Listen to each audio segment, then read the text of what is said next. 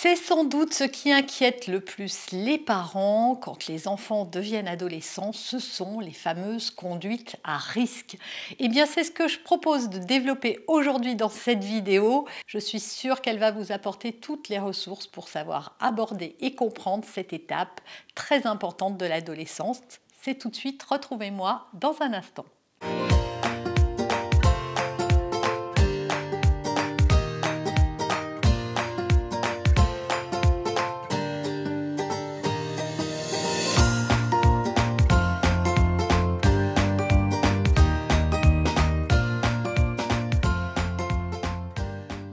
Bonjour, je suis Noémie de Saint-Cernin, votre coach en développement personnel et en parentalité. On va parler parentalité, on va parler adolescence aujourd'hui.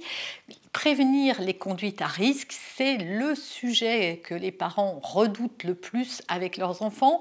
Ils ont grandi, on ne peut plus les contrôler de la même manière. Que font-ils à l'extérieur de la maison? Que font-ils connectés à leurs écrans?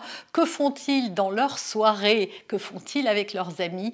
Toutes ces questions-là sont souvent stressantes pour les parents. On va les développer point par point dans cette nouvelle vidéo.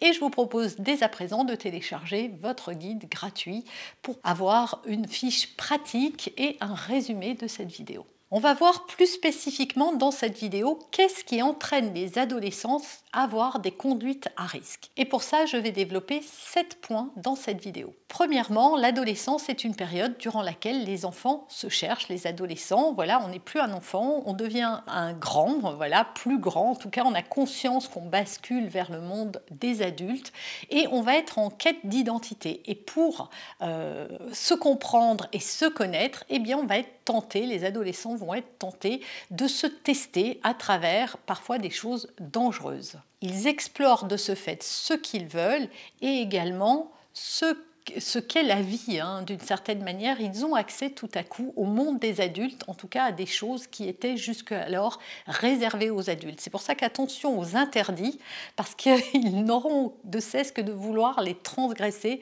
à cet âge ou à cette période de leur existence. Deuxièmement, ils subissent énormément de défis qui viennent de cette transition vers l'âge adulte. En fait, c'est assez angoissant pour un adolescent de se rendre compte qu'un jour, il va devoir voler de ses propres ailes. C'est aussi la période où on leur demande très souvent cette question que je trouve un peu débile finalement, c'est qu'est-ce que tu veux faire dans la vie? Beaucoup ne savent pas, ils sont complètement perdus, ils n'ont pas un éventail très élargi de ce qu'il est possible de faire plus tard. Ils n'ont pas toujours conscience de leurs forces et de leurs talents, ils n'ont pas toujours conscience également de ce pourquoi ils sont faits ou de ce qu'ils auraient envie de faire. Voilà, ils ne sont pas forcément passionnés, certains le sont et c'est très clair pour eux, mais pas d'autres. Et donc c'est une période un peu difficile et dans laquelle ils vont avoir besoin aussi de lier de l'appartenance. Et donc c'est pour ça que certaines conduites à risque sont liées plus à j'ai envie de te ressembler, j'ai envie de faire comme toi et surtout de relever ces défis et ça leur donne le sentiment qu'ils sont assez grands pour faire des choix. Les conduites à risque sont donc dans ce cas-là une manière de faire face aux défis qu'ils rencontrent ou aux obstacles qui se dressent sur leur route. Troisièmement, la gestion de leur stress, de leur anxiété, voilà, de leurs émotions difficiles. À ce moment de leur vie, il y a beaucoup de questionnements quant à l'avenir. Il y a aussi une grosse pression éducative, une grosse pression quant à leurs résultats scolaires, quant à leur avenir scolaire. On les bouscule beaucoup à ce niveau-là. D'ailleurs, en tant que parent, qu'est-ce que tu vas faire de ta vie? Quelle orientation? Quel parcours tu vas choisir? Voilà, encore une fois, on est dans des choix qui peuvent être vu comme décisif, de ne pas se tromper, ça fait naître beaucoup de pression, beaucoup de stress chez les adolescents et aller vers certaines conduites à risque peuvent leur donner le sentiment qu'ils gèrent mieux leurs émotions. Boire, fumer, se perdre dans des jeux vidéo ou dans des choses en réseau, consommer des vidéos pornographiques ou des vidéos tout court est une manière d'échapper à la réalité. C'est vrai aussi pour les adultes de mettre un peu son cerveau en pause et d'avoir le sentiment qu'on retrouve du souffle et qu'on arrive à gérer, ce qui n'est pas le cas évidemment, mais en tout cas, c'est ce qui donne ce sentiment. tout cas, toutes ces informations que je vous donne, parce que là, c'est surtout informatif cette vidéo, hein, vous allez me dire, oui, mais quelles sont les solutions, on les verra à la fin. Mais surtout, c'est important de bien comprendre son adolescent avant que de le juger. Et ça sera plus facile de détecter qu'est-ce qui se passe chez lui si jamais on le sent en danger ou en train de dévier sur une pente un peu glissante ou un peu dangereuse. Quatrièmement, je ne vais pas vous apprendre grand-chose, c'est l'influence des autres. À l'âge de l'adolescence, on s'identifie aux camarades, c'est-à-dire que jusqu'avant ça, c'est les parents, les adultes sont la référence pour les petits. On est la plus belle du monde, la maîtresse est géniale, on lui fait des dessins, on l'adore, voilà. L'adulte est mis sur un piédestal. À l'adolescence, on bouscule ces standards aujourd'hui, à partir de là plutôt. La référence, c'est l'autre, l'autre comme moi. Donc c'est l'autre sur les réseaux sociaux, c'est l'autre à l'école. Et donc, si on est entouré de personnes qui ont des attitudes, qui vont fumer, qui vont boire un peu d'alcool, qui vont faire certaines choses, eh bien, mon sentiment d'appartenance est très fort. Et comme je n'ai pas envie d'être rejetée par les autres ou par le groupe et que je veux m'intégrer le plus possible et ressembler le plus possible pour ne pas vivre du rejet, je vais faire certaines choses juste pour être acceptée, juste pour ne pas être rejetée. L'imitation dans ce cas va être une manière pour les adolescents de se sentir mieux et surtout intégrés à un groupe, à une communauté, à une bande de copains. À surveiller donc les fréquentations qui peuvent parfois être dangereuses à cet âge-là.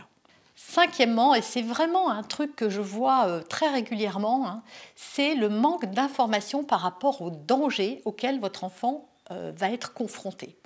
C'est vrai qu'on dit aux enfants, il ne faut pas boire, il ne faut pas fumer, il ne faut pas prendre de drogue, il ne faut pas conduire en état d'ivresse, etc. Voilà, on leur dit ce qu'ils ne doivent pas faire, mais on ne leur explique pas, on ne prend pas suffisamment de temps pour leur expliquer les conséquences que ça va avoir. C'est pas simplement de dire voilà c'est dangereux ou machin, parce que eux ils ont des références en face d'eux où ils voient que les gens vont plutôt bien, parce que ça va être sur la durée qu'on va voir les dégâts. Et donc c'est important d'avoir vraiment des discussions constructives, de partager peut-être un documentaire ou des informations. Alors pas tout en bloc parce que vous allez le gaver, mais de temps en temps, et ça il aurait fallu le faire même en amont, voilà, d'expliquer quels sont les dangers de trop d'alcool et surtout de commencer trop jeune, quels sont les dangers du tabac. Informez-vous vous-même pour avoir de bons arguments pour pouvoir accompagner votre adolescent. Il faut savoir que plus il aura une vision éclairée des conséquences de ses actes, et moins il sera tenté d'y aller. Pas forcément, encore une fois, hein, mais ça va aider quand même. Moi, je me souviens que jeune, j'avais lu Moi, Christiane F., 13 ans, droguée, prostituée, et dans la foulée, L'herbe bleue. Et je vous assure que ça a eu un effet électrochoc dans ma vie, à tel point que jamais je n'ai essayé aucune substance illicite, quand bien même elle passait sous mon nez, hein, comme on en a tous vu à l'adolescence. Je n'ai jamais touché à ça parce que j'étais terrorisée à l'idée de rendre cette pratique addictive et de devenir une loque humaine, comme j'avais pu le voir dans des témoignages. Et ce livre m'avait profondément marquée. Donc c'est pour ça que aujourd'hui on a aussi du contenu en vidéo, voilà, des petits témoignages de gens qui racontent par quoi ils sont passés. Et là, il y a ce phénomène d'identification. C'est pas seulement vous qui apportez l'information, mais on voit un jeune comme moi qui raconte ce qu'il a traversé. Donc il faut le faire sur le danger des réseaux sociaux, par exemple, ou de partager certaines photos, mais aussi dans ces conduites à risque qui vous font peur.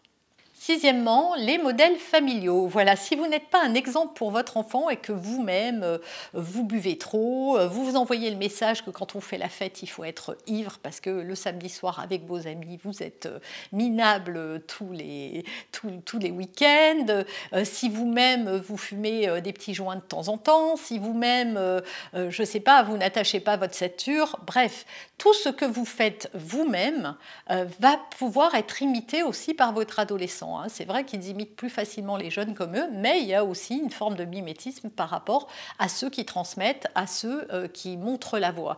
Les enfants ne font pas ce qu'on dit, ils font trop souvent ce que l'on fait. Donc soyez un bon exemple pour vos enfants. Et enfin, septième cause, un environnement de vie difficile, c'est-à-dire quand votre enfant est confronté à des difficultés, qu'elles soient internes, c'est-à-dire au sein de la famille, des violences, des critiques importantes, etc., ou à l'extérieur, du harcèlement, des moqueries, des colibets sans arrêt.